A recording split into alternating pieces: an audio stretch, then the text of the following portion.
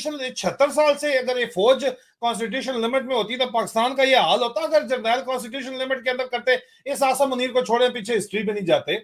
इस आसम मुनीर ने 90 दिन में इलेक्शन कराने थे, इसने 2 साल खिंच दिया, अपने साले को लगा दिया वजीर आला पंजाब का। दूसरी तरफ एक हकीकत है जो अभी चंद दिन पहले अतर मिनल्ला साहब जो कि सुप्रीम कोर्ट के एक सीनियर जज है, उन्होंने कोर्ट में ही बयान कर दी थी कि आइन तो मैं अब आपको बताएंगे सिलेक्टिव मुज़ाकरात का कोई नतीजा नहीं निकलेगा। मुल्क में कौमी मुकालमे की ज़रूरत है जिसमें इस्टेब्लिशमेंट, अदलिया और सियासतदानों समेत ताकत के तमाम मराकज़ शामिल हों। जिनसे जब हमारे मौजूदा आर्मी चीफ आलीजा हज़रत सैयद आसिम मुनीर साहब दामन बरकातहू के बारे में तबादला ख्याल हो रहा था, तो कहने लगे आरफीन भाई आप कुछ ज़्यादा ही हुस्न ज़न में मुब्तला हैं, इनके हवाले से याद रखिएगा ये भी आएंगे और अपना टेन्योर पूरा करके निकल जाएंगे।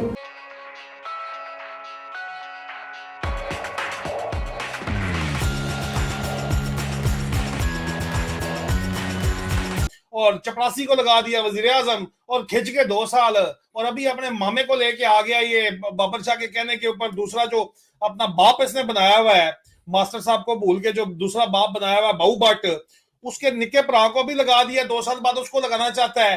क्या कॉन्स्टिट्यूशन की बात करता है, लेकिन एक बात कंफर्म है सर, तकलीफ बहुत जोर की हो रही है। सोशल मीडिया बंद करने के बाद भी, इसराइल से सॉफ्टवेयर मंगवा के यूट्यूब फीडें स्लो करने के बाद भी, इंटरनेट की स्पीडें स्लो करने के बाद भी, एक्स बंद करने के बाद भी जोर की बहुत तकलीफ हो रही है सर, बहुत जोर की हो रही है। और मामा, मैं और लोग जो बैठे हुए हैं सर, हैदर मेहदी और मैं, तो हम तो जिन मुल्क में बैठे हुए वहां के कवानीन के मुताबिक हम यहाँ के वजीर आजम को भी रगड़ सकते हैं। तो तुम जैसे लोग जो बैठे, तो तुम्हारी औकात क्या है? तू एक 22 ग्रेड का अफसर है, तेरे ऊपर तनकीद बनती है क्योंकि तूने जो है वो इस मुल्क के ऊपर कब्जा किया हुआ, बदमाशी कर रहा है, लोगों की माओ बहनों बेटियों की इज्जतों से खेल रहा है, तो तुझे जो है तेरे ऊपर तनकीद भी नहीं बनेगी। वैनम की तू बात करता है, तू बेगैरत बेशरम बेहया आदमी, चाचू विस्की, शाम को नशा करके तू सुबह इस तरह की तकरीरें करता है, और पीछे जो तेरे आसपास जो खड़े हुए हैं यार, वो कितने बेशरम और बेहया। इसके जर्नैल हैं, इसके ब्रिगेडियर जो इसका पीछे पीएस खड़ा हुआ है, जो मेजर जनरल हो गया है, ये मतलब ये सब कितने बेशरम और बेगैरत लोग हैं कि इस किस्म के बंदे के जो है पीछे कुत्ते की तरह दो मिला रहे हैं अपने प्लॉटों के लिए। और ये मैं कहेगा कि जी हमें अपनी आईनी हदूद पता है, अगर तुझे पता होती तो पाकिस्तान का ये हाल होता। पाकिस्तान की जो खुद मुख्तारी है बेच रहे हो, पाकिस्तान के असासे बेच रहे हो, बाहर के मुल्कों को बेच रहे हो। मैं नहीं कहता, पाकिस्तान के इकोनॉमिस्ट कहते हैं। मैं सिर्फ एक बात करूंगा, गालिब ने इस जैसे इसके लिए स्पेसिफिक शेयर था, मैंने ट्वीट भी इसको किया हुआ, इसकी तस्वीर लगा के कि इस आसम मुनीर को डेडिकेट मैंने किया है। मैंने लिखा है to the man who is destroying Pakistan. मौजूदा तौर के ऊपर मेरी तामीर में मुजम्मिर है, मेरी तामीर में मुजम्मिर है एक सूरत खराबी की। तू सिर्फ खराबी है आसम मुनीर, और तू कुछ भी नहीं है चाचू विस्की, यू नथिंग एल्स। तुम सिर्फ और सिर्फ खराबी हो, तबाही हो इस मुल्क की।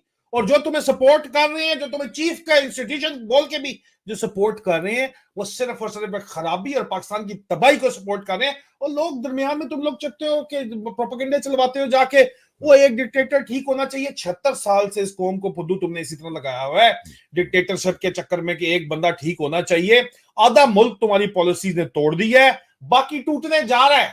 और तुम टूटने से पहले जितना बेच सकते हो बेच रहे हो बाहर की ताकतों को। आखिर में तुम्हारा, मैं नहीं कहता, इकोनॉमिस्ट कहते हैं, प्रोफेसर कैसर बंगाली, जब डॉक्टर शब्बर जदी ने बैठ के कहा, प्रोफेसर बंगाली कहते हैं जनाब के आपकी इकोनॉमिक विंडो और आपकी सिक्योरिटी विंडो क्लोज हो चुकी है। बस मतलब तुझे भूल जाओ, आप दुनिया के रहमो करम पे हैं, आप भारत के रहमो करम पे हैं, क्योंकि अमेरिका का स्ट्रेटेजिक पार्टनर है। और खत्म हो गया पाकिस्तान। यार क्या बातें करते हो तुम लोग, सिर्फ यहाँ तकरीरें करने के लिए रह गए हो। बस सिर्फ ये तकरीरें करने और माल पानी बनाने के लिए तुम लोग रह गए हो। There's nothing else यार। कौन सी कॉन्स्टिट्यूशन आदिल, इसका ना एक और एस्पेक्ट कहता है कि आईएसआई जो है वो जजों को उठा के ले जाए, उनके बिनोइयों को उठा के उनको करंट मारे उनके जो है वो नाजुक आज़ा के ऊपर, और उनके बेडरूमों में कैमरे लगाए और लोगों की माओ बहनों बेटियों को उठा के ले जाए। कौन सी कॉन्स्टिट्यूशन इजाजत देता है? जो तुम लोग काम कर रहे हो, तुमने बंदे मरवाए थे इमरान खान के दौरे हुकूमत में, छोटे छोटे बच्चे मरवा दिए अफजाबाद के अंदर। कौन सा कॉन्स्टिट्यूशन इजाजत देता है तुम्हें ये जो तुम बदमाशी मौजूदा दौर के अंदर कर रहे हो, छुप के पीछे से जो पतली हुकूमत बना रही हो? कौन सा कॉन्स्टिट्यूशन इजाजत देता है कि 8 फरवरी को फॉर्म 45 पे एक व्हाइट पेपर तो बीपीटीआई ने दे दिया पूरे का पूरा, फॉर्म 47 के मुताबिक पूरा मैंडेट चोरी कर लो, और तुम कहते हो कि हमें कॉन्स्टिट्यूशन लिमिट्स पता है? लख दी लानत है तोड़े उत्ते। अच्छा, कुछ नहीं होने का। और मैं मुसिर था कि नहीं, इस मर्तबा तो शायद पाकिस्तान के हालात ज़रूर बदल जाएंगे। बाकी जो कुछ हुआ वो तारीख़ है। स्ट्रेट मुद्दे की बात करता हूँ। हालात बहुत ख़राब हो गए जनाब। पाकिस्तानी इदारों, पाकिस्तानी कानून नाफिज करने वाले इदारों, इंटेलिजेंस एजेंसियों, police, rangers, frontier constabulary, levies, border management force, custom, EIA, PIA, DIA, CIA और न जाने कौन कौन एक्सपोज हुआ है, न जाने कौन कौन एक्सपोज हुआ है। लेकिन दूसरी तरफ की खबर जो है वो बड़ी ओके टेक है। बड़े साहब जो हैं वो फड़ मारते फिर रहे हैं, वैसे ही तकरीरें भगाड़ते फिर रहे हैं, वैसे ही शेखिया भगाड़ते फिर रहे हैं जैसे वो माजी में किया करते थे या माजी करीब में किया करते थे। सुम्मा अल्हम्दुलिल्लाह एक नहायत खौफनाक मगर चश्मकुशा और कुछ लोगों के लिए शर्मनाक, जिनके मेदों में अब तक हराम नहीं गया, जिनकी आंखों में अभी तक आया बाकी है, उनके लिए शर्मनाक, बाकी सबके तो मस्त है। एक इंतहाई खौफनाक किस्म की रिपोर्ट आज मुल्क के सबसे बड़े इंग्लिश मौकर जरीदे डॉन में पब्लिश हुई है। बाकायदा बाईलाइन स्टोरी है एक ऐसे क्रेडिबल सहाफ़ी की कि जिसकी क्रेडिबिलिटी का मुंह बोलता सबूत यह है कि डॉन अखबार ने उसको अपने फ्रंट पेज पे शाया किया है, बाईलाइन शाया की है। खलीक कियानी उनका नाम है। अब जिस वक्त मैं ये प्रोग्राम करने के लिए बैठा हूँ उस रिपोर्ट की रोशनी में, तब तक उस रिपोर्टर को ना उठाया गया, ना ही डॉन अखबार की डिक्लेरेशन जो है वो मनसूख की गई है।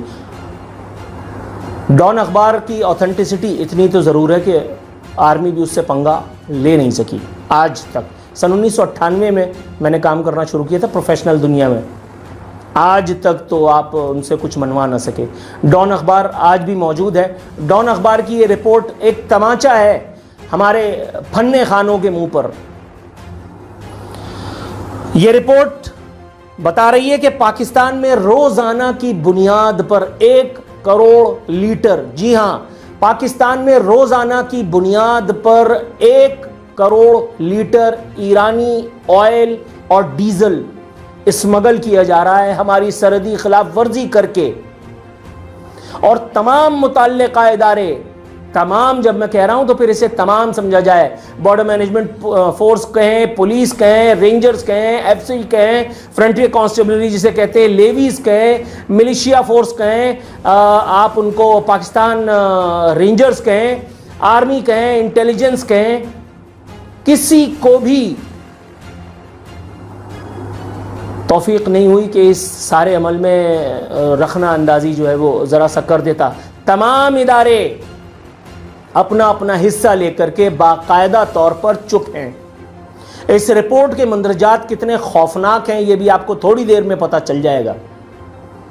बाकायदा आइडेंटिफाई किया गया इस रिपोर्ट की रोशनी में कि 1 दर्जन, जी हां 12 एजेंसियों के एहलकार, उनके टेलीफोन नंबर्स, उनके शनाख्ती कार्ड नंबर, उनकी रहायशी एड्रेसेस, वो सब आइडेंटिफाई किए गए हैं कि जो इस पूरे अमल का हिस्सा है और बाकायदा तौर पर शरीक जुर्म है। लेकिन दूसरी तरफ पाकिस्तान के असल हुक्मरान हमारे आर्मी चीफ मोहतरम जनाब सैयद आसिम मुनीर साहब हिफ्जुल्लाह, अल्लाह ताला उनका इकबाल मजीद बुलंद करे, उनको अल्लाह ताला फील्ड मार्शल बना दे सानू की मेरे कद्दू से।